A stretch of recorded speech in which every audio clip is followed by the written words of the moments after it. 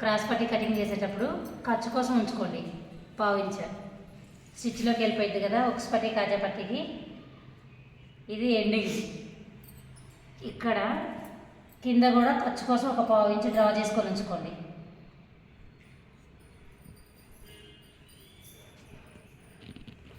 మనం ఎట్లా ఉంది క్రాస్ పట్టి ఎంత హైట్ ఉందో అంత హైట్ పెట్టుకోండి. ప్లస్ ఖర్చు కోసం పెట్టుకోండి. ఇంతే పడతాం కదా మనం ఖర్చు, అంతే పెట్టుకోండి.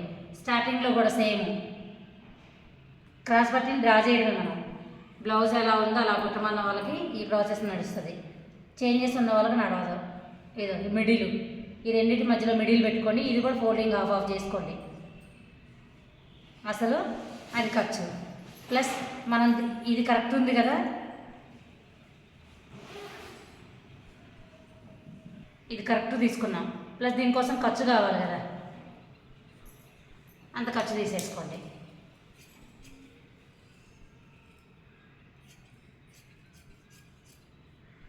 మనం ఇప్పుడు ఎంత అయితే ఖర్చు తీసుకున్నామో అంతే స్టిచ్లోకి తీసుకోండి. లేదు మీరు ఖర్చు ఎక్కువ పడతానన్నారనుకో ఎక్కువ తీసేసుకోండి.